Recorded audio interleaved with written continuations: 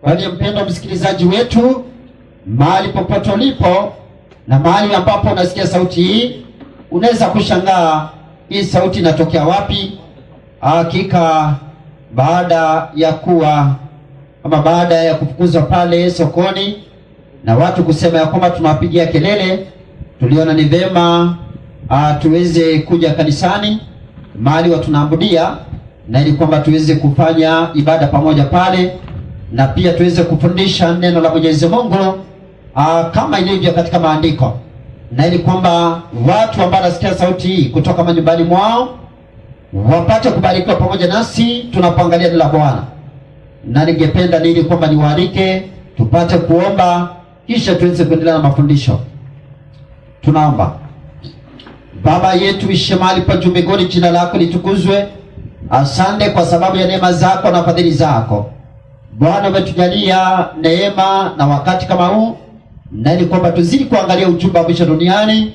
Bwana, ukanene pamoja nasi, nena pamoja na wale ambao wanatusikiza kutoka majumbani. Bwana, leta ushawishi ndani ya mioyo yao, na neno lako Bwana liwasaidie, ukileta ushawishi wa kuwasaidia kuamini, katika jina la Kristo Yesu Bwana wetu tunaomba na kushukuru. Amina. Kwa hiyo mpendwa msikilizaji wetu, tunakualika ni kwa ajili ya ujumbe wetu, ujumbe ambao Bwana angependa tuuelewe kipindi cha duniani, na ningependa na ile kwamba msomaji awe na mtu wa kumulikia, na ile kwamba tuweze kwenda pamoja na vizuri. Ukiangalia katika maandiko, tuligundua kwamba Yesu aliahidi ya kwamba ili tupate kuelewa ujumbe wa mwisho duniani tunahitaji kusoma kitabu cha Danieli. Nipe Mathayo 24, na ukianza mstari wake wa 14, maandiko yanasema kitu gani?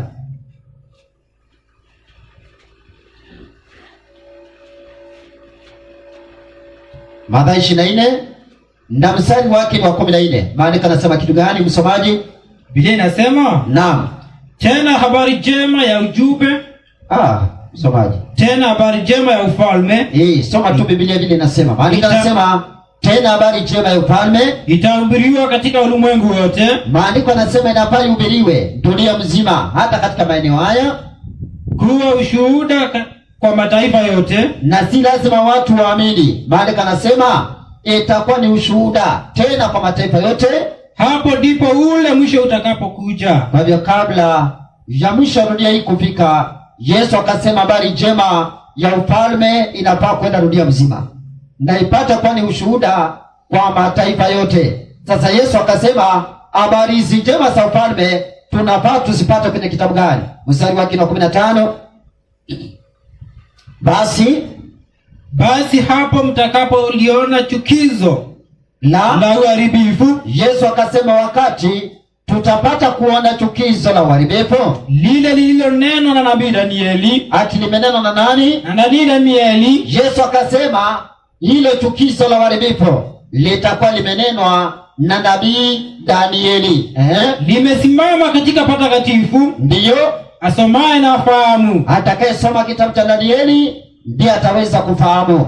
Na tukawa tumeanza kuangalia kitabu cha Danieli. Wale ambao wamekuwa wakitusikiza na kabla kusimamisha pale sokoni, waligundua kwamba tulikuwa tumeanza kuangalia kitabu cha Danieli 7 na Danieli 2. Tukaanza kujumulisha Danieli 7 na 2 pamoja, na tukapata kuelewa Danieli 7 inazungumzia wanyama wakubwa 4 wakitoka baharini, wanyama wa namna mbalimbali. Mnyama wa kwanza alikuwa kama simba, mnyama wa pili kama ndogo, mnyama wa tatu chui, na mnyama wa nne mnyama wa kutisha. Sasa hawa wanyama ambao ni 4 wanatoka baharini, tukagundua ya kwamba wanyama katika unabii wa Biblia. Msomaji, nipe Danieli 7 na mstari wake ni wa 23. Tukagundua mnyama anasimamia nini katika unabii wa Biblia. Msomaji, Danieli 7 na mstari wa 23, wanyama wakubwa 4 ambao Danieli aliwaona katika Danieli 7 kuanza mstari wa kwanza mpaka mstari wake wa 8.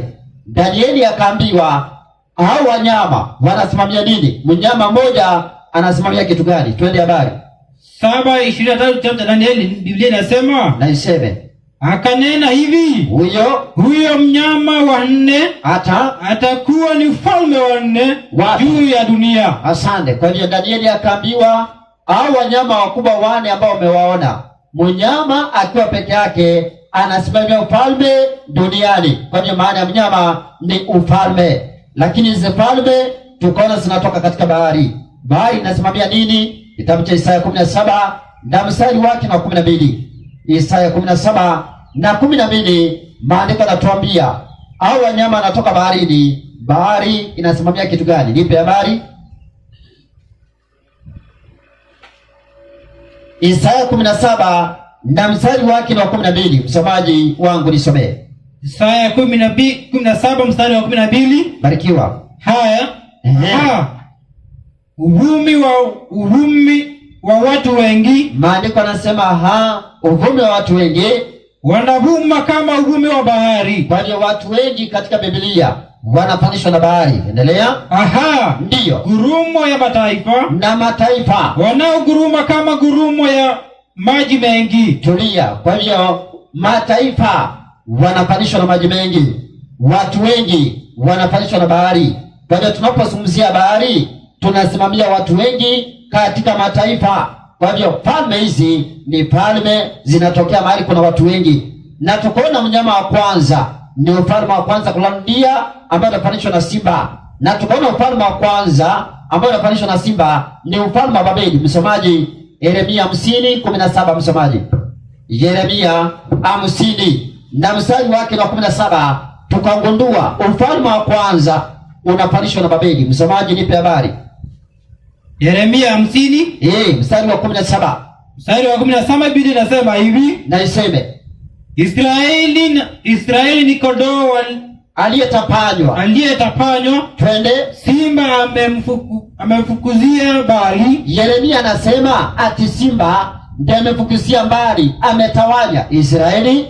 Kwanza mfalme wa Ashuru, na kwanza ni mfalme wa Ashuru. Nakumbuka Waisraeli wa kwanza kuchukuliwa mateka na kutawanywa, walitawanywa na mfalme wa Ashuru, wakapelekwa Babeli. Mataifa 10 ambayo yaliitwa mataifa ya Israeli, mataifa 10 ambao waliitwa Samaria, wakapelekwa kule Babeli na serikali ambayo wanaitwa Waashuru ama Asiria ama Syria. Soma msomaji.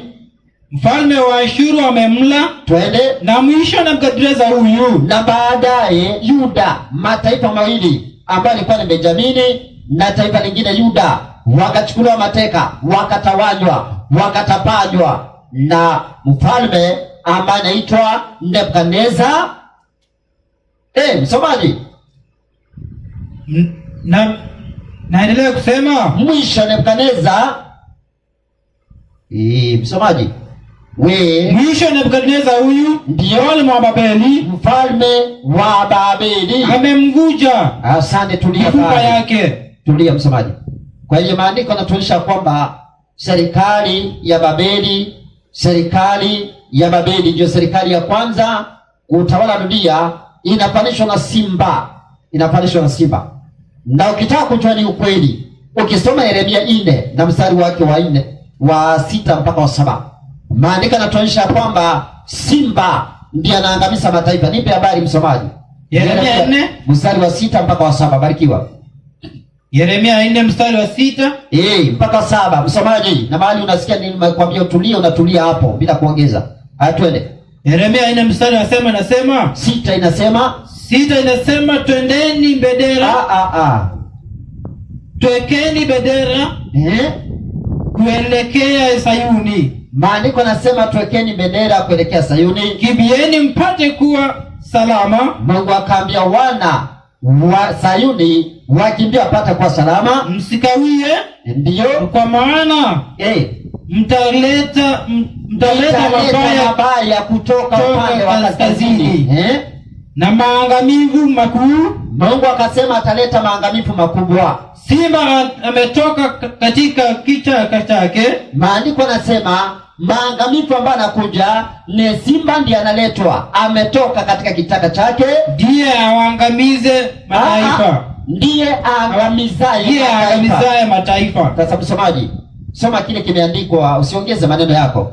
Kwa hiyo maandiko yanasema simba ndiye mwenye kuangamiza mataifa. Kwa hiyo Mungu anapoleta mabaya kutoka upande wa kaskazini, analeta simba kutoka upande wa kaskazini. Ni taifa gani linafanishwa na simba, linaangamiza mataifa, linatoka upande wa kaskazini? Msomaji, Yeremia 25 nipe 9. Yeremia 25 nipe mstari wa 9. Kwa hivyo Mungu akatuonyesha serikali ya kwanza ni serikali ya Babeli. Msomaji, nipe habari. Angalieni, nimepeleka watu na kuzitoa jamaa zote za upande wa kaskazini, asema Bwana. Ndio. Nami nitatuma ujumbe kwa Nebukadreza mfalme wa Babeli, mtumishi wa Mungu. Asante. Kwa hiyo maandiko yanatuambia kwamba wakati maangamivu yanakuja, yanatoka upande wa kaskazini, Bwana anasema atatoa mataifa kutoka upande wa kaskazini, na anasema wamesimamiwa na Nebukadneza mfalme wa Babeli. Kwa hiyo ni serikali ya Babeli ndio inafanishwa na simba. Msomaji. Naam mwalimu wangu. Kwa hiyo huo ndio ufalme wa kwanza kulandia, ufalme wa Babeli. Na tukaona ufalme wa Babeli katika Danieli 3 kuanzia mstari wa kwanza. Serikali hiyo ikaleta ibada ya sanamu. Nebukadneza mfalme wa Babeli akatengeneza sanamu kubwa ya dhahabu tupu, na ili kwamba watu wapate kuisujudia sanamu. Tukapata kuona serikali ya Babeli ambayo ilianzishwa na Nimrodi katika kitabu cha Mwanzo 10 na mstari wake kuanzia mstari wa 8. Tukagundua serikali hii ilipoleta ibada ya sanamu, tukagundua ibada ya sanamu ni sawa na ibada ya Baali. Na ibada hii ya Baali, wote ambao wanaabudu sanamu wanaheshimu pia miungu ya Baali ambayo ni ibada ya jua, mwezi na nyota. Tukasoma Wafalme wa Pili 23:5, tukagundua ya kwamba hata wana wa Yuda ambao Mungu alikuwa ameonya wasifuate njia za mataifa, ya kwamba walimwacha Mwenyezi Mungu na wakaamua kufuata njia za mataifa na kuabudu sanamu. Wakaweka makuhani waliabudu sanamu na kuvukiza uvumba ama moshi katika ibada hizo, wakiabudu ibada ya Baali, jua, mwezi na nyota na sayari. Hiyo ni serikali ya Babeli. Na tukagundua kwamba Wababeli walipoanzisha ibada hii ya sanamu, tukagundua watu wote katika historia ya dunia walipokuwa wanaabudu sanamu, kuna mwanamke waliyemheshimu kama mfalme na kama Mungu wa dunia, aliheshimika kama Mungu duniani. Na tukasoma kitabu ni kile cha Matendo ya Mitume 19 na tukaanza mstari wa 24 mpaka mstari wa 26. Tukaona vile mtu mmoja alikuwa anaitwa Demetrio, alikuwa anatengeneza vihekalu vya fedha ama sanamu za fedha za mtu alikuwa anaitwa, ama mwanamke mungu wa kike alikuwa anaitwa Artemi, ambaye aliabudiwa na aliheshimika kule Asia na akaheshimika hata dunia mzima na kuabudiwa dunia mzima. Mungu mwanamke alikuwa anaitwa Artemi katika lugha ya Kigiriki ama Kiunani, na katika lugha ya Kiroma aliitwa Diana. Kule Babeli walimuita Semiramis ama Malkia wa mbinguni. Na tukasoma habari zake vile Malkia huyu wa mbinguni Semiramis alikuwa na mtoto wake alikuwa anaitwa Tammuz, jinsi walivyoweka sherehe ya tarehe 25 mwezi wa 12 ambayo ilisherekewa kila mwaka tarehe 25 mwezi wa 12. Tukasoma Yeremia 52 na mstari wa 31 na tukagundua mpaka mstari wa 32 vile mfalme wa Babeli alikuwa anatoa hata watu fulani walikuwa wamefungwa gerezani, anawatoa gerezani wakati wa sikukuu hiyo. Baadaye tukaingia tukaona ufalme wa pili, msomaji, na tukaona ufalme wa pili ambao uliinuka baada ya ufalme wa kwanza. Tukaona ni ufalme wa Medi na Wajemi. Maana katika Danieli 2 pia tulionyeshwa sanamu kubwa ya dhahabu tupu na sanamu ambayo ilikuwa kichwa cha dhahabu, kifua na mikono ya fedha, tumbo na kiuno cha shaba, miguu ya chuma na nyayo za miguu ilikuwa ni nusu chuma na nusu udongo. Kichwa cha dhahabu tukaona kinasimamia ufalme ambao litawaliwa na mfalme Nebukadneza katika Danieli 2 na mstari wake wa 36 mpaka 38. Lakini ukifika 39 maandiko yanasema hivi, Danieli 2 msemaji. Danieli 2 39, barikiwa 39. Danieli 2:39 maandiko yanasema kitu gani? Naelekea pale mtumishi. Haya, barikiwa. Danieli 2:39 inasema, maandiko matakatifu yanasema, na baada ya zamani zako Nebukadneza akaambiwa, baada ya zamani zako ama baada ya ufalme wako utainuka ufalme mwingine mdogo kukuliko wewe. Utainuka ufalme mwingine, si ufalme mwingine kuliko wa ufalme wa Nebukadneza. Kwa hiyo Nebukadneza akaambiwa baada ya zamani zake kutainuka ufalme mwingine mdogo kuliko ufalme wake. Endelea.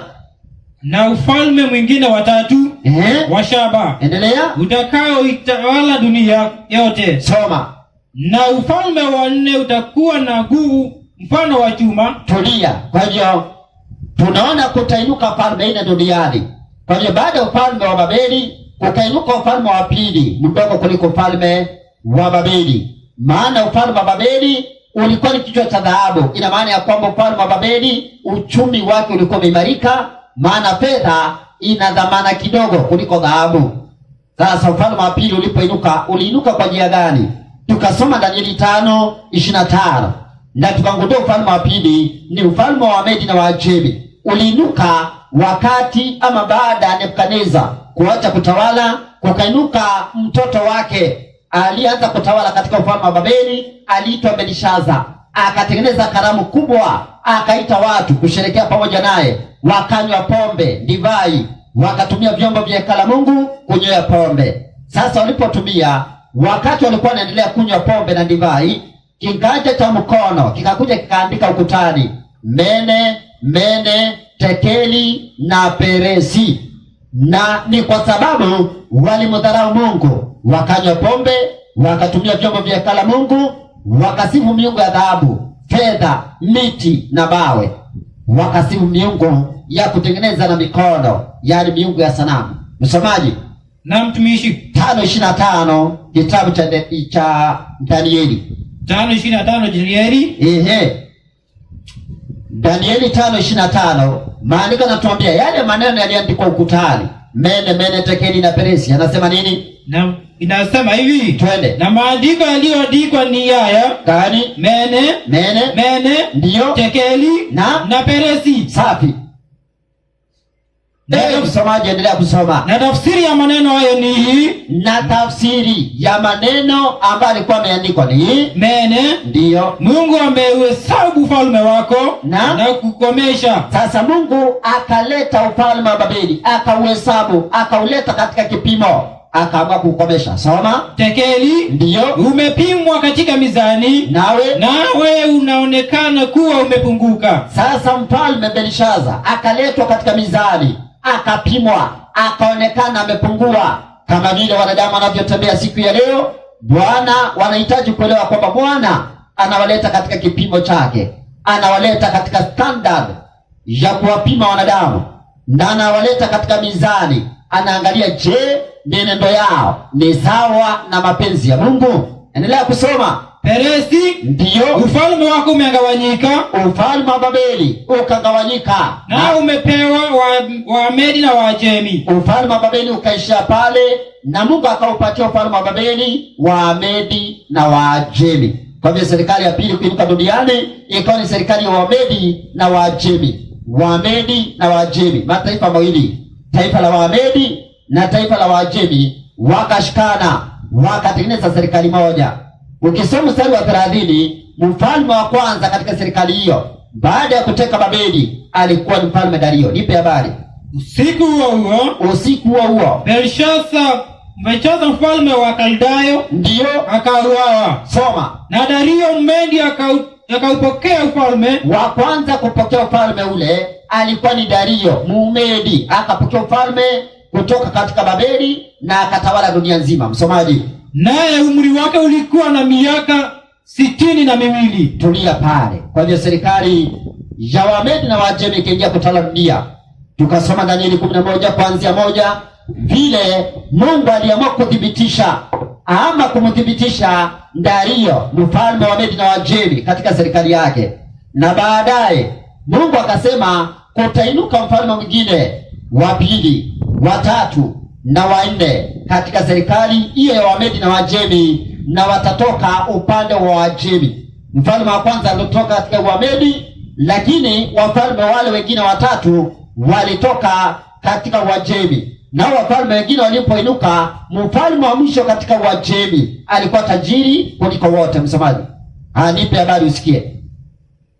Danieli 11, nipe mstari wake wa kwanza ukiteremka. Nipe habari. Danieli 11 anza 1 mpaka 3. Tena mimi katika mwaka wa kwanza wa Dario twende Mmedi, mimi nilisimama nidhibitishe nani na kumtia nguvu, ili nimdhibitishe Dario na kumtia nguvu. Soma. Nami sasa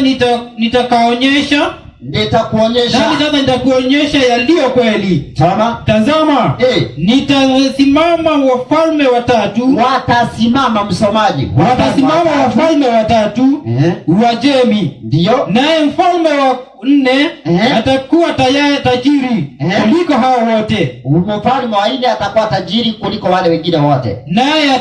Naye atakapopata nguvu, ndio, na utajiri, soma, na utajiri wake atawachochea wote juu ya ufalme wa Uyunani. Atawachochea wa ufalme wa Uyunani. Soma. Na mfalme hodari atasimama. Na mfalme hodari atasimama. Tulia pale kwanza. Kwa hiyo maandiko yanatuambia ni katika ufalme wa Wamedi na Wajemi, baada ya Dario kutawala, kuniinuka wafalme wengine watatu katika Wajemi. Wale watatu waliinuka katika Wajemi. Mmoja alikuwa anaitwa Koreshi ama Cyrus katika Wajemi. Mfalme wa pili aliitwa Dario Mwajemi. Kwa hiyo Dario walikuwa wawili, Dario Mwamedi na Dario Mwajemi. Alafu kainuka mwingine anaitwa Artaxerxes Kiingereza ama Artashasta Kiswahili. Baada ya Artashasta kukainuka Ahasuero, mfalme Ahasuero aliyetawala wakati wa Mordekai, wakati wa Esther akiwa malkia, na wakati wa Haman aliyetaka kuabudiwa. Sasa msomaji na mtumishi, katika ufalme wa Wamedi na Wajemi tukaona ni ufalme ambao ulileta ibada ya mwanadamu. Mwanadamu aliketi kama Mungu, na wakuu wa serikali ya Wamedi na Wajemi wakaketi chini, wakatengeneza sheria ya kifalme ili watafute vile wanaweza kumkwaza Danieli, maana waliona Danieli ni mwaminifu katika serikali ya Wamedi na Wajemi na kuonekana akiwa na makosa. Sasa walipoamua kumkwaza Danieli, wakaneza sheria ya kifalme ya kwamba mtu yeyote atakaye ambudu ama kuomba dua kwa Mungu mwingine awaye yote isipokuwa kwa mfalme Dario, anafaa tupwe ndani ya tundu la simba. Danieli aliposikia habari hizo katika Danieli 6 mstari wake wa 7 ama mstari wa ngapi, wa 10 hapo, Danieli akapiga magoti mara 3 kila siku akiomba Mungu wa mbinguni na kuabudu Mungu wa mbinguni. Asante. Lakini Mungu kwa sababu ni mwaminifu, wapendwa, alimuokoa Danieli ambaye alitupa ndani ya tundu la simba kwa sababu ya kukataa kuabudu mwanadamu. Na hivyo tukaona serikali ya Wamedi na Wajemi waliingia ama walielekeza watu kuabudu mwanadamu badala ya Mungu wa mbinguni, na tukaona Mungu peke yake ndiye anafaa kuabudiwa kulingana na kitabu cha Zaburi 95 na mstari wake wa 6. Natumaini kama nimeonyeshwa dakika ngapi? 10. Sasa dakika hizo 10 ama vipi? Nilikuwa nasema ni fast 10. Asante. Haya, nipe hiyo mstari wa 10. Samahani, barikiwa. 6:10 Danieli nasema, inasema hata Danieli ya kuwa yale maandiko yamekwisha kutiwa sahihi. Endelea. Akaingia nyumbani mwake, ndio msomaji, na madirisha katika chumba chake yalikuwa yamefunguliwa kuelekea wapi? Kukabili Yerusalemu. Endelea. Akapinga magoti mara 3 kila siku, ndio akasali, akashukuru mbele za Mungu wake, ndio kama ilivyokuwa akifanya tokea hapo. Asante. Kwa hiyo ilikuwa ni desturi ya Danieli kupiga magoti mara 3 kila siku ili kuomba dua kwa Mungu wa mbinguni. Lakini hapa tunapata ya kwamba hao wameketi kikao, wakaneza sheria ya kifalme ya kwamba mfalme Dario apigiwe magoti, aabudiwe. Msomaji, 95:6 kitabu ni cha Zaburi. Zaburi 95 na mstari wake wa 6 inatuonyesha anayestahili kupigiwa magoti, kuabudiwa, kusujudiwa ni Mungu wa mbinguni.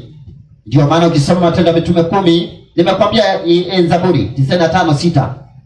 Na ndio maana ukisoma Matendo ya Mitume 10 na mstari wake wa 24 na 25 utagundua hata mtu alikuwa anaitwa Petro alikataa kuabudiwa na kupigiwa magoti na kuanguka mbinguni na Kornelio aliye tumwa kwa Petro ili apate kuelekezwa katika njia ya Bwana. Utapata pia malaika alikataa kuabudiwa na Yohana wa Patmo katika kitabu cha Ufunuo 19 mstari wa 10. Kwa hiyo heshima ya kupiga magoti ni Mungu peke yake ndiye anafaa kuabudiwa na kupigiwa magoti. Kwa hivyo wale wachungaji wanaambia watu njoni kuombea uokoke, alafu mtu anapiga magoti mbele ya pasta anashika yeye kichwa anamuombea. Hiyo si Biblia. Nayo si maandiko, na hiyo pasta anataka kuchukua heshima za Mungu. Nipe habari. Saidi 9 Zaburi, la 6. Nasema, naiseme, njoni tuabudu. Maandiko nasema njoni tuabudu, tusujudu, tupige magoti mbele zake Bwana aliyetuumba. Kwa hiyo tunafaa tupige magoti mbele ya Bwana Mungu wetu aliyetuumba, si mbele za mwanadamu. Kwa hiyo ni Mungu peke yake ndiye anafaa kupigiwa magoti. Hiyo ni serikali ya Wamedi na Wajemi ndio ileta hiyo tabia ya wanadamu kutaka kuabudiwa kama Mungu, na ndio maana utapata kuna viongozi wa kidini siku ya leo wanataka kupigiwa magoti kama Mungu, hata kuitwa majina ya Mungu. Msomaji, nipe Zaburi 111 mstari wa 9. Angalia, kuna watu wanaitwa majina ya Mungu. Nataka tusome Kiingereza, maana wamejipatia majina ya Mungu, majina ya Kiingereza. Washiriki wasielewe hayo majina ni ya Mungu. Sasa patia mchungaji ama pasta apate kusoma. Tunasoma Psalms 111 and verse 9. Tunaangalia, je, mwanadamu anafaa kuitwa majina ya Mungu? Hapana.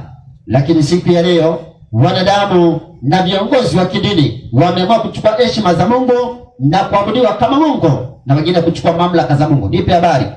He has sent deputy unto his people. He has done what? Psalms 111 verse 9. He has sent deputy to his people.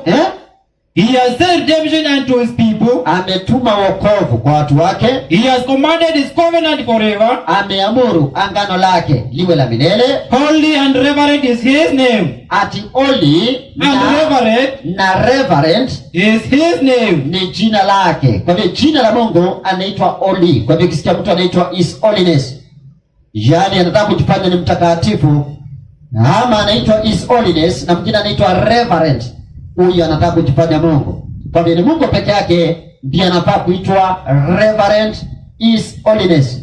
Kwa hivyo wale ambao wanaitwa majina kama hayo, majina reverend, ukiona kiongozi wa kanisa anaitwa reverend, ameamua kuitwa kama Mungu, na makanisa mengine wameamua kuita viongozi wa dini reverend, jina la Mungu.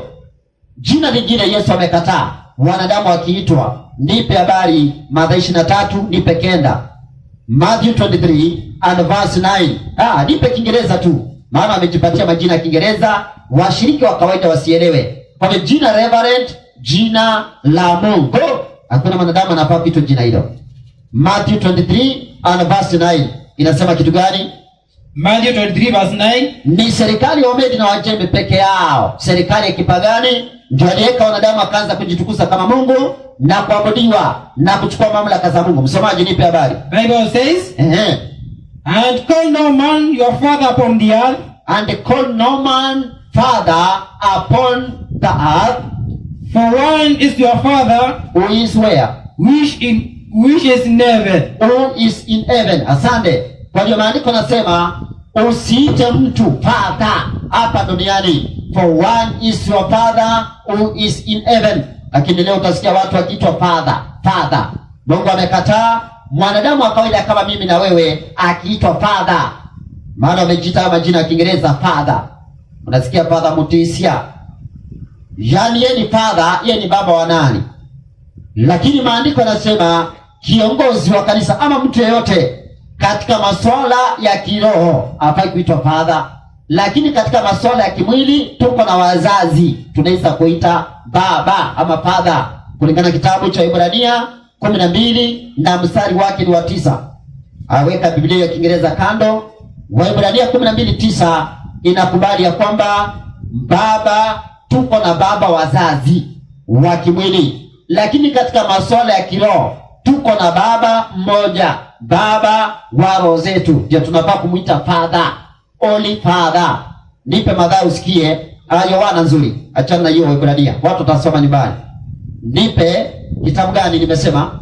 Yohana 17 na 11. Utangundua ni Mungu wa mbinguni peke yake ndiye anaitwa father, na pia anaitwa jina lingine only father, baba mtakatifu. Asamodeu, anipe habari. 17 mstari wa ngapi msomaji? 11. Barikiwa Yohana 17:11 Yohana. Biblia inasema hivi, na iseme, wala mimi simo tena ulimwenguni. Yesu akiwa naomba kwa Mungu wa mbinguni akasema, ama kwa Baba wa mbinguni akasema, mimi simo tena ulimwenguni, lakini hawa wamo ulimwenguni. Lakini hawa wanadamu wamo ulimwenguni. Nami naja kwako. Nani?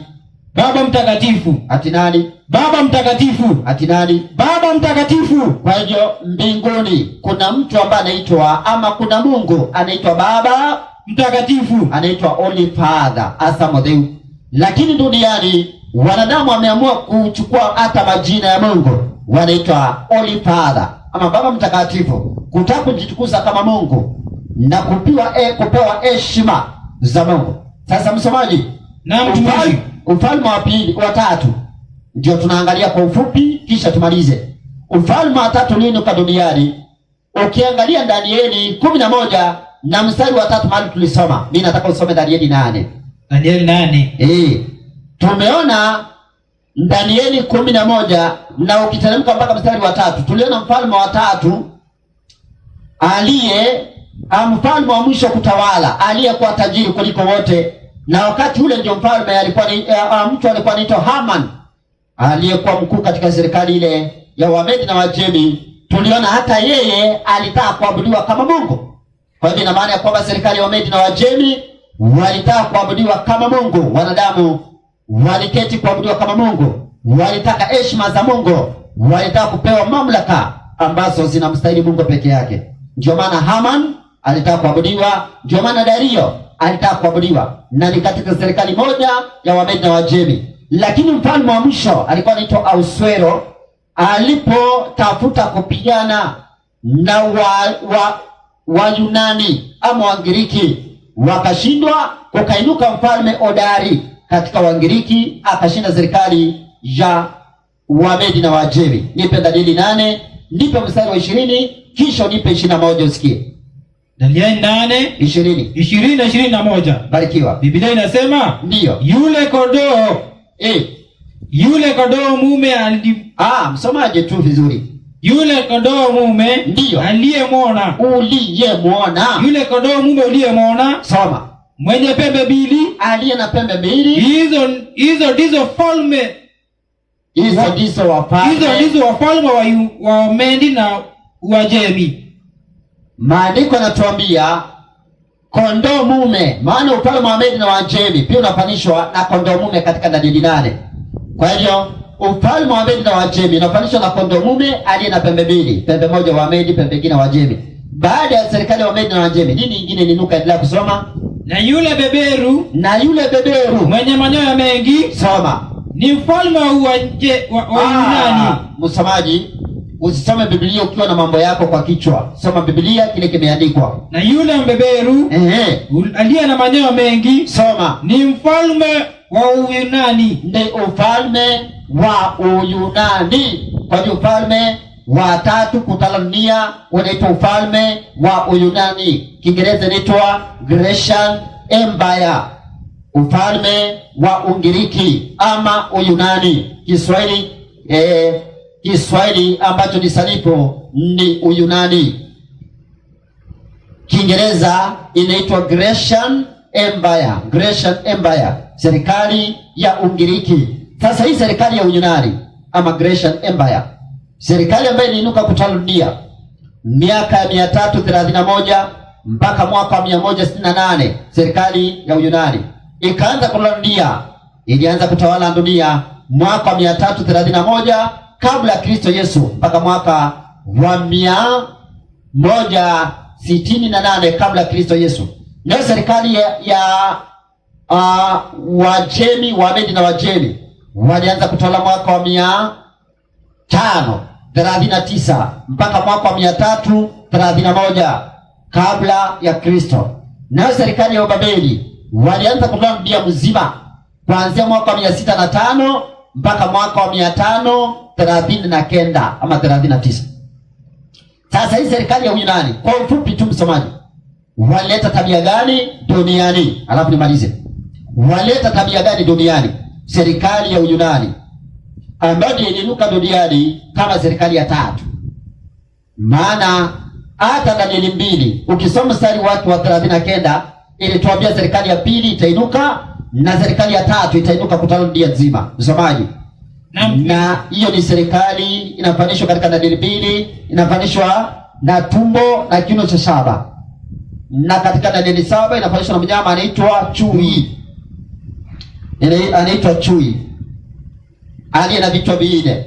Sasa ili tuone tabia zake serikali ya Uyunani, vichwa nne zinatokea wapi na zinamaanisha nini? Kwanza rudi hapo Danieli 8, nipe mstari wa 21 alafu teremka mpaka 22. Msomaji, nipe habari. Danieli 8 alafu tuangalie tabia yake alafu tumalize. Nipe habari msomaji. Na yule beberu mwenye manyoya mengi, twende, ni mfalme wa Uyunani. Ni ufalme wa Uyunani. Na ile bebe kubwa iliyo kati ya macho iliyo kati ya macho yake ni mfalme wa kwanza. Ni mfalme wa kwanza kutawala katika ufalme wa Ungiriki ama ufalme wa Uyunani. Kwa hivyo serikali ya Uyunani ilipoinuka duniani inafanishwa na pia katika Danieli 8 na beberu mwenye manyoya mengi aliyekuwa na pembe mashuhuri katikati ya macho yake. Nayo pembe mashuhuri ilisimamia mfalme wa kwanza ambaye aliitwa Alexander the Great. Aliitwa Iskandar Mkuu. Kiswahili aliitwa Iskandar Mkuu. Alexander the Great, watu wamesoma katika historia wakaelewa habari za Iskandar Mkuu ama Alexander the Great aliyepigana vita kubwa zinaitwa vita za Ambela mwaka 331, wakashinda serikali ya Wamedi na Wajemi wa Yunani, wakainuka kutawala dunia. Malizia andiko 22 nasema tena katika habari za pembe ile iliyosimama, hiyo pembe ambayo ilikuwa ni hodari iliyovunjika, ambaye ni mfalme wa kwanza anaitwa Alexander Mkuu. Maandiko yanasema akavunjika, akafa. Soma andiko. Tena katika habari ya ile pembe iliyovunjika, ambayo badala yake zilisimama pembe 4. Zikasimama pembe 4 sawa na vichwa 4 katika mnyama anaitwa chui katika Danieli 7 mstari wake wa 6. Endelea msomaji. Falme 4 zitasimama, wafalme 4 watasimama kutoka katika taifa lile. Tulia pale. Kwa hiyo katika taifa moja la Uyunani ama serikali ya Uyunani wakainuka majenerali 4, wafalme 4 wakatawala. Baada ya Alexander Mkuu kufa, waliinuka duniani wakatawala, wakang'onisha serikali ya Uyunani mara 4. Majenerali 4 majenerali waliotawala pamoja na mfalme ambaye alikuwa anaitwa Alexander the Great ama Iskanda Mkuu, walipigana waone ni nani atapishinda ili kuweza kuchukua ufalme ule wa Yunani. Katika vita kubwa zilikuwa zinaitwa vita za Ipsas, miaka ya 301. Wakashinda ni nani ambaye atashinda na kuchukua ufalme. Wakaisha kubaki watu 4, wakaisha ufalme mara 4 na wakatawala wafalme 4 katika serikali ya Uyunani. Wa kwanza alikuwa anaitwa Kasanda, wa pili alikuwa anaitwa Ptolemy, wa tatu alikuwa anaitwa Lysimachus ama Lysimachus, na wa 4 aliitwa Kasanda. Tuko na Ptolemy, tuko na Kasanda, tuko na Lysimachus, na tuko na nani tena? Na Seleucus. 4 na Seleucus. Seleucus ndio alichukua upande wa juu, Ptolemy ndio alichukua upande wa chini kule Misri ama Afrika, upande wa Afrika ndio alichukua. Kwa hivyo serikali ya Uyunani ikawa imefikia mahali pa kutawala dunia. Lysimachus ndio alichukua upande wa Asia pande hiyo, naye Kasanda akachukua upande wa west ama westward, akachukua upande wa magharibi kule Grecia. Sasa serikali ya Uyunani ilipoinuka duniani ikaleta mambo fulani ama jambo fulani. Gari, nipe kitabu cha Wakorintho wa kwanza 1:22. Wakorintho wa kwanza nipe 1, nipe habari katika mstari wake wa 22. Nipe habari msomaji. Wakorintho wa kwanza 1:22. 1:22 Biblia inasema, na iseme, kwa sababu Wayahudi wanataka ishara. Maandiko yanasema Wayahudi wanatafuta miujiza kama vile watu wa leo wa dini wanatafuta miujiza. Soma. Na Wayunani wanatafuta hekima. Lakini Wayunani wanatafuta hekima. Tulia pale. Kwa hiyo Wayunani walitambulikana kwa kuja ama kutafuta hekima, lakini hekima ambayo wanatafuta si hekima ya Biblia, si hekima ya mbinguni, si hekima ya Mungu, ni hekima gani? 3:18. Hiyo kitabu tu wa Korintho wa kwanza. Wakorintho wa kwanza 3:18. Wapendwa, Wayunani wakaanza kutafuta hekima ya kidunia, hekima ya wanadamu. Nipe habari. Mtu ajidaganyaye mwenyewe. Msomaji. Mtu asijidanganye mwenyewe. Maandiko yanasema mtu asikubali kujidanganya mwenyewe. Kama mtu akijiona kuwa mwenye hekima, mtu akijiona kuwa mwenye hekima miongoni mwenu katika dunia hii, soma, na hawe mpumbavu. Maandiko yanasema mtu yote akijiona kwa hekima, ako na hekima katika dunia hii, na hawe mpumbavu, ili apate kuwa mwenye hekima, ili apate kuwa na hekima ya kweli ya mbingu. Hakuna mtu ambaye anaweza jifanya kwamba ako na hekima ya dunia hii na akubaliane na hekima ya mbingu. Lazima ashushe hekima ya dunia ili akubali hekima ya mbingu. Soma. Maana hekima ya dunia hii, kwa sababu hekima ya dunia hii ni upuzi mbele za Mungu. Ni upuzi mbele za Mungu. Tulia pale. Kwa hivyo Mungu akasema ni vizuri hata kama watu wamesoma ni aje, wametafuta hekima ya dunia hii, wameipata. Hekima ya masomo, hata kama wamesoma namna gani, na wakawa na hekima ya dunia hii, ili wawe na hekima ya kweli, wanahitaji kushusha hekima ya dunia chini ili wapate kuwa na hekima ya mbingu. Maana kama kuna hekima ambayo imedanganya watu wengi, na hekima ya dunia hii. Msomaji, Wakolosai 2, nipe mstari wa 8. Yaani Mungu anataka sana tuelewa kwamba hekima ya dunia hii ni hatari na ni upuzi mbele za Mungu. Na kama tunataka kuelewa hekima ya mbingu na hekima ya Mungu, Mungu anataka kwanza tushushe hekima ya dunia. Tuondoe masomo za dunia, tuweke chini. Hata kama tumesoma namna gani, hata kama uko na PhD, uko na masters, uko na degree, graduate degree, unahitaji kwanza ushushe hekima ya dunia. Alafu baada ya kushusha hekima ya dunia, Bwana atakubariki na hekima ya mbingu. Ndio maana hata Paulo anasema hekima ambayo alikuwa nayo ya dunia alihesabu kama mavi ili ampokee Kristo na mkubali Kristo na kukubali hekima ya kweli ya Yesu. Paulo alikuwa amesoma sana, lakini masomo hiyo alihesabu kama mavi. aliweka chini ili ampate Kristo. Msomaji, nipe habari. Wakolosai 2:8, alafu nipe kwa Kiingereza pia. Nifungulie pia Kiingereza. Colossians chapter 2 and verse 8. Nataka usikie vile maandiko yanasema. Msomaji, nipe habari. Wakolosai 2:8 inasema, na iseme, angalieni mtu asiwafanye mateka kwa elimu yake ya bure. Mungu anasema mtu usikubali mtu akufanye mateka kwa elimu yake ya bure na madanganyo matupu. Kumbe watu wanaweza ndanganywa na elimu kwa jinsi ya mapokeo. Na hiyo elimu ni madanganyo matupu kwa jinsi ya mapokeo ya wanadamu. Na ni mapokeo ya wanadamu kwa jinsi ya mafundisho ya awali ya ulimwengu. Watu watakuwa na mafundisho ya awali ya ulimwengu ambayo ni mapokeo. Endelea. Wala si kwa jinsi ya Kristo. Wala si kwa jinsi ya Kristo. Kwa hivyo kuna mafundisho ya Kristo na kuna mafundisho ya ulimwengu ambao pia ni mapokeo. Wanadamu wameyapokea, hayako katika Biblia.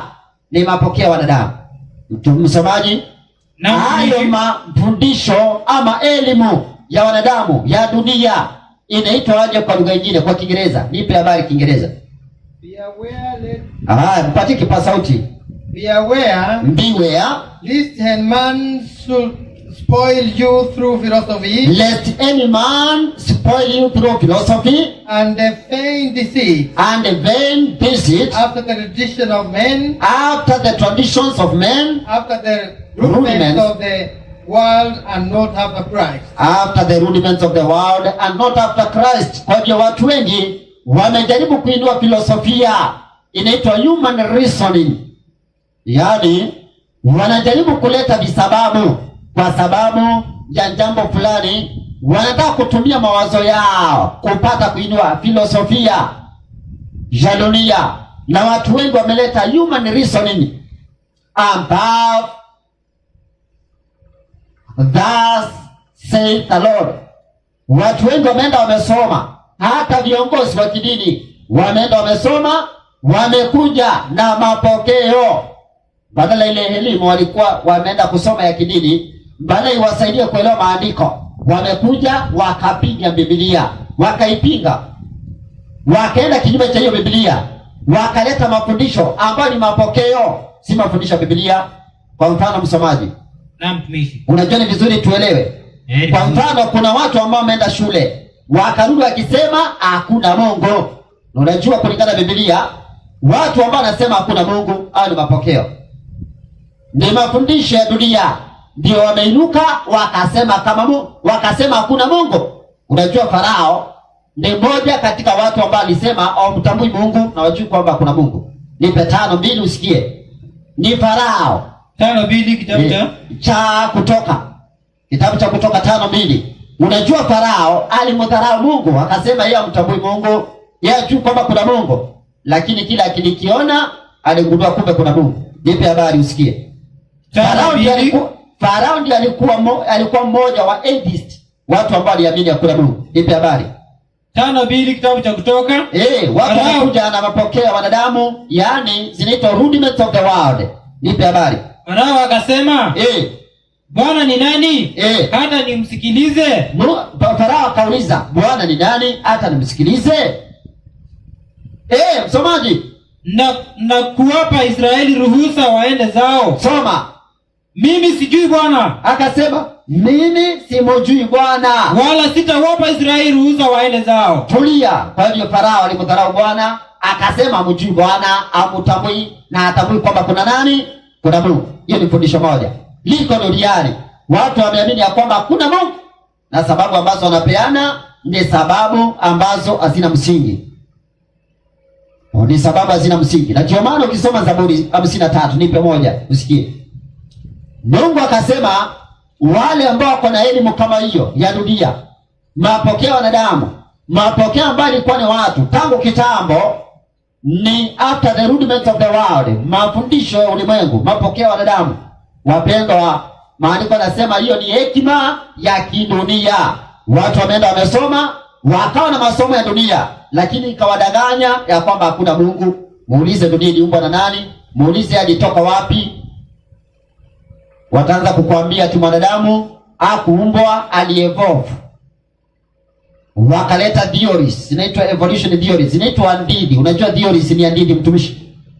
Wakaleta andidi ambazo ni za kishenzi, na hizi andidi zimedanganya watu wengi. Nipe habari msomaji. Zaburi 53:1 Biblia inasema mpumbavu asema, soma vizuri. Mpumbavu amesema moyoni hakuna Mungu. Ati mpumbavu ndiye anasema moyoni hakuna nani? Hakuna Mungu. Kwa hiyo Farao alikuwa ni mpumbavu, alisema ndani ya moyo wake hakuna nani? Hakuna Mungu. Asante. Kwa hiyo maandiko yanasema mpumbavu anaweza kusema ndani ya moyo wake ya kwamba hakuna Mungu, lakini Mungu anataka na ili kwamba tutambue yeye yuko. Na ukiuliza mtu ambaye anasema hakuna Mungu, muulize siku 7 za nyuma zilitoka wapi? Hakuna dhibitisho lingine isipokuwa Biblia inadhibitisha kwamba Mungu ndiye alifanya mbingu na nchi kwa siku ngapi? 6. Na siku ya 7 akapumzika na akaita Sabato. Na ndio maana Sabato siku 7 za juma zilitoka katika uumbaji. Lakini muulize kwa nini juma moja lina siku 8 ama siku 9 ama siku 10? Muulize kwa nini? Kwa nini siku 7? Ni kwa sababu Mungu ndiye aliumba kwa siku 6, siku ya 7 akapumzika. Sasa mtumishi, mtumishi. Kuna mafundisho mengine mengi tu ambayo ni mafundisho ya ulimwengu tu. Kama ya mwisho ambayo nataka nitaje alafu nimalize ni leo kuna watu ambao wameleta batizo badia. Ndio wamesoma shuleni, lakini batizo ambao anabatiza watu nazo ni batizo badia. Mtumishi, nauliza swali. Kwani Mungu anasema mafundisho ya Kristo Yesu ambayo si mapokeo ya wanadamu yanafundisha kwamba mtu anafaa kubatizwa kwa batizo gani? Katika maji mengi. Nipe habari, kitabu cha Mathayo 3:16. Unajua Yesu alibatizwa na maandiko yanasema kitabu kile cha Yohana wa kwanza 2 na mstari wa 6. Yohana wa kwanza 2:6, maandiko yanasema yeye anayesema kwamba anakaa ndani ya Yesu imempasa kuenenda sawa sawa na Yesu. Na kama Yesu alibatizwa aje? 3:16 Mathayo. 3:16 Mathayo inasema na Yesu alipokwisha kubatizwa, maandiko yanasema Yesu alipokwisha kubatizwa mara akapanda toka majini. Yesu alipomaliza kubatizwa alipanda kutoka ndani ya maji. Na tazama, tulia. Kwa hiyo ina maana ya kwamba Yesu alikuwa ndani ya maji akibatizwa. Nauliza swali, wakati mtu ananyunyiziwa maji kwa kichwa anakuwa ndani ya maji? Hapana. Wakati mtu anaruka moto ni maji? Hapana. Wakati mtu anapita chini ya bendera ni maji? Si maji mtumishi. Wakati mtu anapanda juu ya mti akiwa amekunywa maji na chai mingi anasusulia watu ama anawakonjolea, hiyo ni maji? Si maji mtumishi. Wakati mtu anachukua pliers anang'oa watu kucha, hiyo ni maji? Sio maji kamwe. Hapana. Kwa hiyo Mungu anasema ya kwamba Yesu ndiye mfano wetu. Alipobatizwa alibatizwa ndani ya maji mengi. 3:23 Yohana, msomaji. Na ndio maana unaona siku ya leo watu wameenda wamesoma sana. Ndio, wengine wamesoma miaka kama 7 university, wamesoma masuala ya dini, ndio wamesoma sana, lakini waliporudi wakaja na mapokeo ambayo si mafundisho ya Biblia. Msomaji, nipe habari. Yohana 3:23. Yohana 3:23. Swali ni je, ubatizo wa kweli ni upi? Kwa nini watu leo wanaruka moto wanaambao wamebatizwa? Kwa nini watu leo wanachorwa msalaba kwa kichwa wanaambao wamebatizwa? Kwa nini leo watu wanachapa kofi ama wanachapa kiboko wanaambao wamebatizwa? Wanaambao ni ubatizo unaitwa confirmation ama kifaimara. Kwa nini watu wanafanywa hivyo? Walisoma Biblia gani ikasema kuna ubatizo unaitwa kifaimara na watu wanafaa kuchapa kofi ama kiboko? Msomaji. 3:23. Walisema wapi watu? Wakajua ya kwamba ubatizo ni kupita chini ya bendera. Waliona nani akipita chini ya bendera akaambiwa amebatizwa? Katika Biblia. Nipe habari msomaji. Biblia inasema Yohana naye akibatiza huko Ainoni. Yohana naye alikuwa anabatizia mahali palikuwa panaitwa Ainoni, karibu na Salimu. Karibu na Salim. Kwa maana huko kulikuwa na maji tele. Kulikuwa na maji mengi, maji tele. Na watu walimwendea wakabatizwa. Sande, tulia pale. Kubatizwa wago ni ubatizwa wa ndini wa kiukingi. Kwa hivyo watu wanafaa kubatizwa ndani ya maji mengi. Kubatizwa wao ni ndini wa kiukingi, ndini wa mandi, ndini wa kiukingi. Ubatizwa kwitikiza kiumo twe chubatizwa kwizira ngwa bendera chubatizwa. Ubatizwa wao ni ndini wa kiukingi. Ubatizo kweli ndani ya maji mengi kulingana na Biblia. Kwa ubatizo unamaanisha nini? 6 na mstari wa 3 Warumi, alafu nisome mafungu kama matatu kisha nimalize. Nipo Warumi 6, nipe mstari wa 3 msomaji. Unajua watu wameenda, wamesoma sana, ndiyo ni viongozi wa kidini, wengine wamesoma masuala ya kidini, wengi wamesoma teolojia, filosofia, lakini la ajabu, sisemi kusoma ni vibaya, la ajabu ni kwenda kusoma alafu yale masomo wakayainua kuliko vile Mungu amesema katika neno lake. Exalting human theories, human wisdom above thus says the Lord. Nipe habari. Warumi 6. Warumi 6:3 msomaji. Biblia inasema, na iseme, hamfahamu ya kuwa sisi sote tulibatizwa katika Kristo Yesu. Hamfahamu ya kuwa sisi sote tuliobatizwa katika Kristo Yesu tulibatizwa katika mauti yake. Kwa hiyo tunapobatizwa katika Kristo Yesu tunabatizwa katika mauti ya Yesu. Soma. Msomaji. Endelea kusema. Basi tulibatizwa pamoja naye. Msomaji, si usome Biblia tu ile imeandikwa. Weka kidole mahali unasoma ili usichanganyikiwe. Nipe habari. Narudia. Hamfahamu kuwa sisi sote Hamfahamu ya kuwa, na weke mic vizuri, ongea kwa ujasiri. Hamfahamu ya kuwa sisi sote tuliobatizwa katika Kristo Yesu tulibatizwa katika mauti yake. Basi msomaji, unaniangusha kwa ama nichukue hiyo Biblia nikisomee.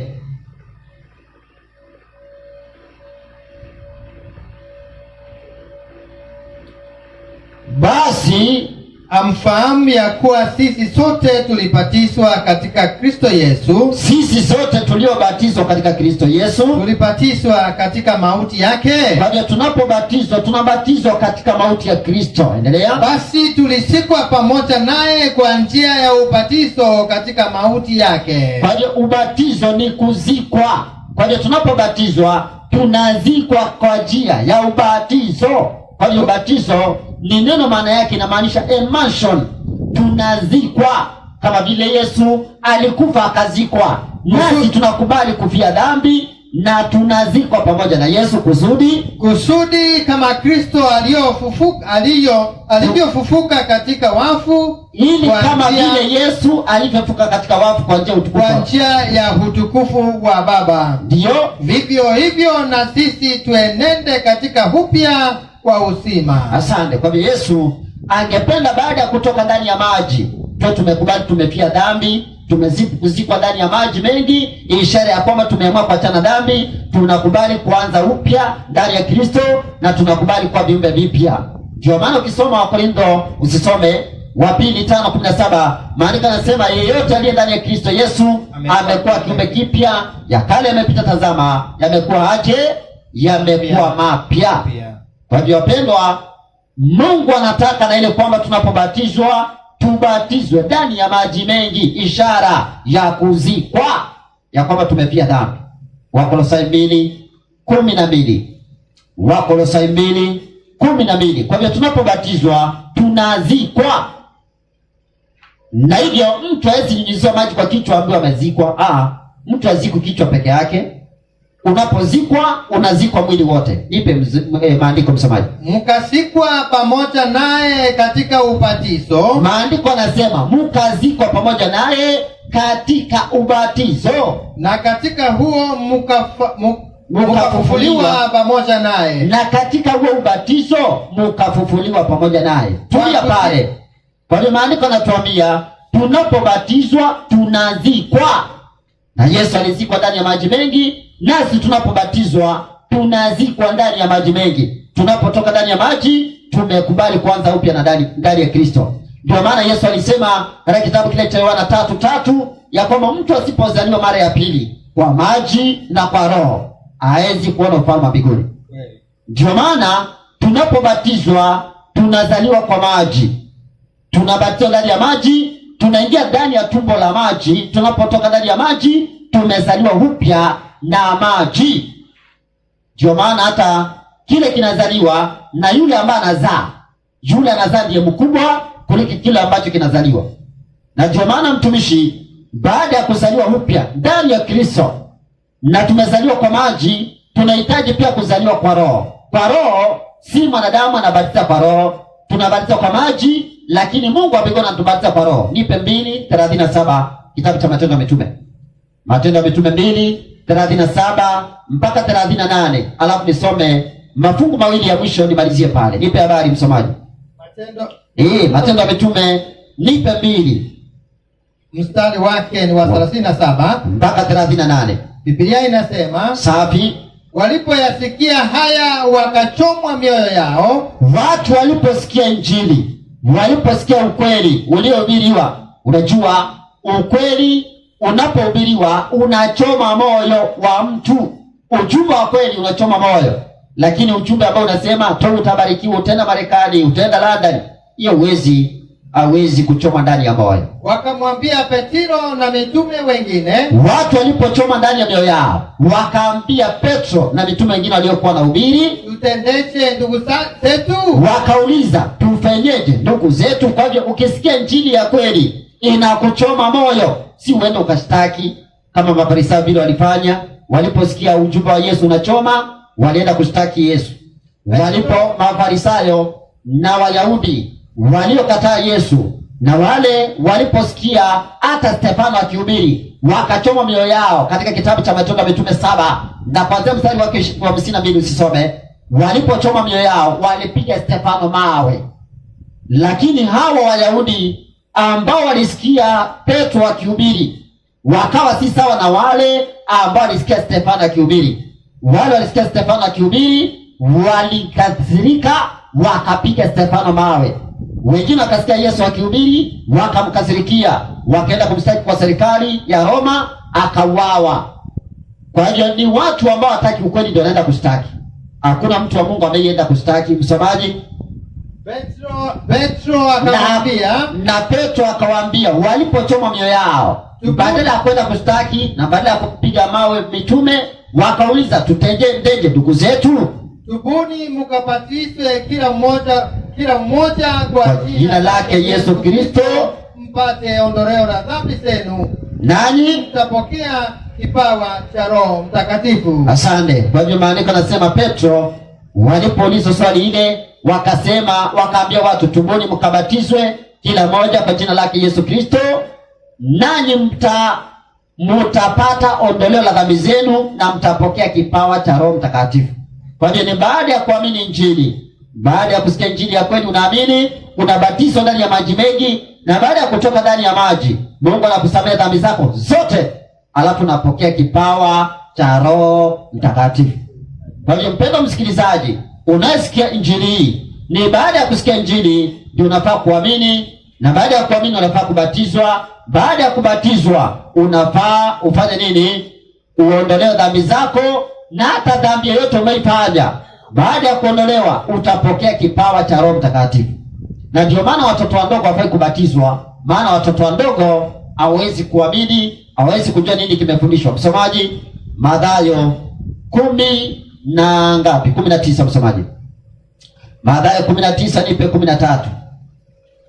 Mathayo 19 nipe 13 kama sitakosea msomaji.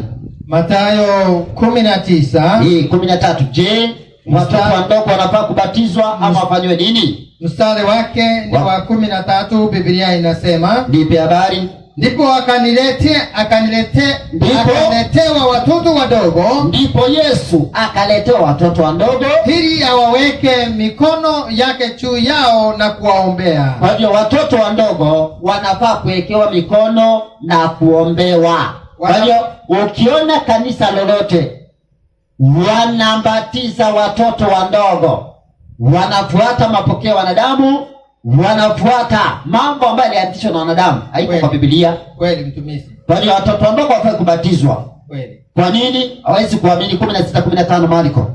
16:15 Marko. Na ndio maana hata Yesu mwenyewe hakubatizwa akiwa mtoto mdogo.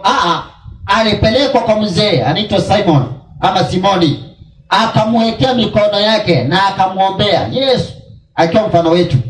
Na watoto wadogo wakaletwa pia kwa Yesu. Yesu akawekea mikono akawaombea, hakuwabatiza. Kwani hao watu wanabatiza watoto wadogo, wanaleta mapokeo. Wanadamu ni wanadamu wamekuja nayo na wamepokeza. Wakristo na washiriki wa kawaida tu wamekubali hivyo. Ipe habari. Akawaambia, enendeni ulimwenguni mote mkahubiri Injili kwa kila kiumbe. Yesu akasema enendeni ulimwenguni mote, kama vile tumekuja maeneo ya Chuso, mkahubiri Injili. Wapi? Kwa kila kiumbe. Kwa kila kiumbe. Endelea. Aaminie ni kubatizwa ataokoka. Maandiko yanasema aaminie na batizwe atafanya nini? Ataokoka. Endelea. Asiyeamini atahukumiwa. Bali hili uokoke hauhitaji kuombewa na pasta na kuwekewa mikono. Hapana. Unahitaji ubiri wa Injili ya kweli, usikie Injili hiyo ni ya kweli, uiamini. Baada ya kuiamini unafaa ubatizwe. Na maandiko yanasema baada ya kubatizwa utaokoka. Si ati umeokoka. Unajua kuna watu ambao wanasema nimeokoka, nampenda Yesu, Bwana asifiwe sana. Unajua hata maandiko hakuna mahali mitume walienda wakiambia watu nimeokoka. Hakuna. Hiyo ni porojo mtumishi. Hiyo ni porojo. Kweli kabisa. Mitume walitambulikana ya kwamba wameongoka, hata si kuokoka. Wameongoka, wamebadilika tabia zao na mienendo yao. Na mienendo yao ni sawa na Yesu, kwa sababu walionekana matendo yao ilikuwa sawa na ya Yesu, wakaitwa Wakristo.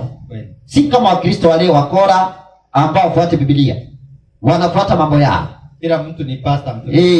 Ukiangalia kila mtu kila mahali anasema ni pasta, anajua Biblia na afuati hiyo Biblia, anadai kuiamini. Kweli. Anafuata Biblia gani? Anafuata vitu vyake. Kweli. Sasa wakati mtoto kiongozi wa dini anabatiza mtoto mdogo, alisoma Biblia gani ikamwambia mtoto mdogo anafaa kubatizwa? Kwa hiyo hakuna mahali maandiko yanasema watoto wadogo wanafaa kubatizwa. Watoto wadogo wanafaa kuwekewa mikono na kuombewa. Kwa hiyo ni baada ya kuamini Injili ya kweli unafaa kubatizwa ili uokoke. Lakini wazazi wengi wamekosea watoto wao, wamewambia wewe mtoto enda ubatizwe. Ama wengine wamebeba mtoto mdogo tu, hata ajui nini anaenda kufanyiwa, anaenda kuwekewa, anapelekwa kwa pasta ama kwa kiongozi wa kanisa, anabatizwa. Mwingine ananyunyiziwa maji, mwingine anatumbukizwa kwa maji. Muulize mtoto nini amebatiziwa ajui. Alafu akikuwa mkubwa anaambiwa wewe ulibatizwa ukaitwa Andrew. Wewe ulibatizwa ukaitwa Emmanuel. Wewe ulibatizwa ukaitwa Joel. Muulize ukaitwa Peter. Sasa muulize ulibatizwa nini? Na ndio maana watoto wengi baada ya kuwa wakubwa bado wanakuwa wakora tu. Anajui nini alibatiziwa na ajui nini. Na ndio maana siku ya leo kuna wakora wengi wameitwa majina ya Kikristo. Wameitwa majina, unasikia Peter. Unapata ndio anachukua ongo. Unashangaa Peter na anachukua ongo. Samueli na anachukua ongo. Samueli. Jina la Samueli wa Biblia. Samueli wa Biblia alichukua ongo? Hakuna. Hakuchukua ongo. Yakobo wa Biblia alichukua ongo? Hakuna. Hakuchukua ongo. Lakini siku ya leo unasikia Jacob, unasikia Joel. Majina ya Kiingereza, Andrew, Peter. Majina ya watu wa Biblia kwa sababu alibatizwa na akaitwa ni Mkristo. Si hata Muislamu. Unajua hata Uislamu ni wazuri sana kuliko Wakristo. Ukiangalia Kenya yetu, watu wanasema almost 80% ama idadi kubwa ni akina nani? Wakristo. Na ni kina nani wanachukua ongo? Ni wakora ndio hawa baba. Ndio hao tu Wakristo wanasema tunaenda kanisa. Ukimuuliza anakuambia hata sisi tunaenda kanisa. Unaenda kanisa na unachukua ongo? Unaenda kanisa na unalala na wake wenyewe. Unaenda kanisa na unalala na wasichana wenyewe na uko na mke. Kanisa gani hii sasa? Sasa ni Ukristo wa kujifanya umeacha Biblia, na si ajabu Yesu alisema tutatokea makristo wa uongo na manabii wa uongo. Hiyo si ajabu. Kwa hivyo fungu langu la mwisho ni kwamba Yesu angependa tujifunze kwake. Kitabu cha Mathayo 11 na mstari wake ni 28 na mpaka mstari wake ni 29. Unajua ukisoma Marko 7 na mstari wake ni wa 6, watu ambao wamekataa mafundisho ya Biblia wanafuata mapokeo yao. Maandiko yanasema ya kwamba wao wanamwabudu Mungu bure na wanafundisha mafundisho ya maagizo ya wanadamu na wanataja Yesu bure. Kwa sababu gani? Hiyo maandiko yanasema hivi, Marko 7:6, maandiko yanasema Isaya alitabiri vema juu yenu ninyi wanafiki, angaangalia hypocrites. Kama ilivyoandikwa, watu hawa uniheshimu kwa midomo, ila mioyo yao iko mbali nami, nao wananiabudu bure, wakifundisha mafundisho yaliyo maagizo ya kina nani? Ya wanadamu. Ninyi mwaiacha amri ya Mungu mpate kuyashika mapokeo yenu. Kwa hivyo kuna watu siku ya leo wanashika mapokeo ya wanadamu, wanashika mapokeo yao, wamekataa Biblia, wamekataa mafundisho ya Biblia, na hivyo maandiko yanasema wanamwabudu Mungu bure na wanamtaja Mungu bure. Wanasema nimeokoka, nampenda Yesu, Bwana asifiwe sana. Niliokoka mwaka wa 2001. Yesu ako ndani yangu, nami niko ndani ya Yesu, naendi sawa na Yesu. Msomaji, anipe habari. Akawaambia kitabu cha Mathayo 11. Njoo hapa tusomee hapa mtumishi, tumalizie hapa pamoja na wewe. Unapotufungia kwa ombi. Njoo tuna Biblia, kuja hata na hicho kipasa. Kuja tusome na hii. Kitabu ni kile, barikiwa mtumishi wa Mungu. Kitabu ni kile cha Mathayo 11 na mstari 28. Tunasoma mpaka 29. Inasema, njooni kwangu ninyi nyote msumbukao na wenye kulemewa na mizigo mizito, nami nitawapumzisha. Jitieni nira yangu, jifunze kwangu, kwa kuwa mimi ni mpole na mnyenyekevu wa moyo, nanyi mtapata raha nafsini mwenu. Asante, barikiwa.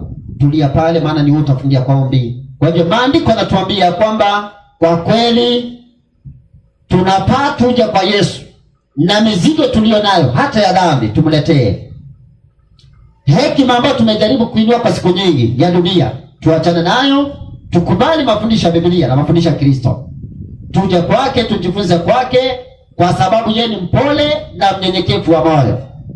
Na kwa sababu Yesu ni mpole na mnyenyekevu wa moyo, Yesu anataka tujifunze kwake kuwa wanyenyekevu na wapole. Na baada ya kuwa hivyo, tunahitaji tujitie nira yake, tujifunze kwake. Maana mzigo wake ni mwepesi na nira yake ni laini. Hivyo ndivyo Yesu anavyotaka. Kwa hivyo wapendwa, njooni kwa Yesu. Wacha tujifunze kwa Yesu. Wacha tuelewe Yesu anatuambia kitu gani, tufuate hicho. Tuachane mapokeo ya wanadamu, tuachane mafundisho ya wanadamu, tufuate mafundisho ya Biblia. Bwana tubariki, neema ya Bwana itutoshe. Karibu mchungaji, tuongoze kwa ombi tunapomaliza. Tuamini na tuombe. Mtakatifu, mtakatifu na Mungu wetu na Baba wetu isiye juu mbinguni na kutawala milele sote, asanti kwa makubwa ambao tumeona katika maisha yetu. Kwanza Bwana, asanti kwa kutuokoa pale msalabani kwa ajili ya Yesu Kristo aliyekufa ili tuweze kuondolewa dhambi. Bwana, masaa haya John tunashikabidhi mikononi mwako, nikiomba ya kwamba mtakatifu wa mbinguni, Bwana wa Israeli, Bwana wa Yakobo na Bwana wa Ibrahimu, unaposuru wana wako masaa haya John, Bwana uweze kukumbuka kundi hili ndogo kwa njia ya kipekee. Tunakuja kwako tukiwa wenye dhambi kiasi ya kwamba hatustahili kutaja jina lako, lakini kwa vile ulituonea huruma, ndio sababu sahihi tuko na ujasiri wa kuita jina lako. Asante Bwana kwa watumishi wako ambao wamenena mambo makubwa. Mtakatifu wa mbinguni, tunakushukuru Bwana kwa vile umetukirimia afya na umetupa nguvu ili tuweze kunena kile ambacho umetupatia. Wale ambao wanaotukera na wale wanaotuonea mabaya, naomba mtakatifu wa mbinguni wasamehe dhambi zao. Hatutaweza kuwaraumu. Naomba Bwana uweze kugusa mioyo yao. Naomba Bwana uweze kuwagusa, waweze kujua kwa hakika kuna Mungu wa mbinguni aliyeumba siku ya Sabato, akaitakasa na akaibariki na akapatia mwanadamu, na Sabato ni ya vizazi vyote kote ulimwenguni. Bwana, Sabato sio ya kabila moja, sio ya mtu mmoja, bali ni ya ulimwengu kote, kwa vile iliumbwa siku ya 7 mwezi wa kwanza mwaka wa kwanza. Mtakatifu wa mbinguni, tumeleta ujumbe wako katika sehemu ya Chuso. Unaona vile Shetani anaivuruga, lakini tunaomba ya kwamba Mtakatifu wa mbinguni ulimshinda pale mbinguni, ukamshinda pale msalabani, na ukamshinda kutoka wafu, na hiyo ni ishara ya kuonyesha kwa hakika Shetani atashindwa na atashindwa milele miongoni mwa watoto wako. Asante Bwana kwa ujumbe mkubwa ambao umetolewa na mtumishi wako. Bwana, umetuambia ya kwamba nira yako ni rahisi, tuwe wanyenyekevu na wapole, na kwa hakika tukija kwako mizigo yetu yote itatuondokea. Bwana, tunaomba uweze kutupa nguvu, uweze kutupa uwezo pamoja na hekima inayotoka kwako, sio hekima ambayo ile ya wanadamu. Tumeanza kujigamba eti tuko na hiki na hiki, eti tuko na kazi kubwa, eti tuko na mapesa mingi, eti tuko na manyumba makubwa, eti tuko na watoto wamesoma. Bwana, uweze kutusamea, uweze kutusaidia tuweze kunyenyekea kwako. Tabia zetu, mienendo yetu, maongezi yetu yaweze kuwa yanatoka kwako Bwana. Mtakatifu wa mbinguni, namweka mtumishi wako mikononi mwako. Tunza familia yake, mpatie nguvu pamoja na hekima, ambaye aendelee kuhubiri mambo ambayo yanayotoka kwako, na aweze kuleta wengi katika zizi lako. Mtakatifu wa mbinguni, tunapoondoka masaa haya, wale wote wanaosikia sauti hii Bwana, tunawaweka mikononi mwako katika familia zao. Kama kuna hitaji Bwana ambalo sisi hatulijui, naomba uweze kulitimiza kulingana na mapenzi yako. Na kama kuna changamoto katika maisha yao, kama kuna kisirani katika bomba hiyo, kama kuna furugu katika maboma zao, Bwana uweze kutulia. Wajue ya kwamba hii sauti tunapozungumza sio sauti ya wanadamu, sio sauti yetu tumeileta, bali ni Mungu ametuambia tukuje tukafunue ukweli ambao ni wa Biblia, ili yeyote atakayesikia sauti hii aweze kuja kwako na hatimaye atapata uzima wa milele. Mtakatifu wa mbinguni, tusaidie masaa haya tunapokamilisha vipindi vyetu, utuongoze katika usiku huu mpaka tutakapoonana kesho, na ni katika jina la Kristo tumeomba na kuamini. Amen. Amen. Amen.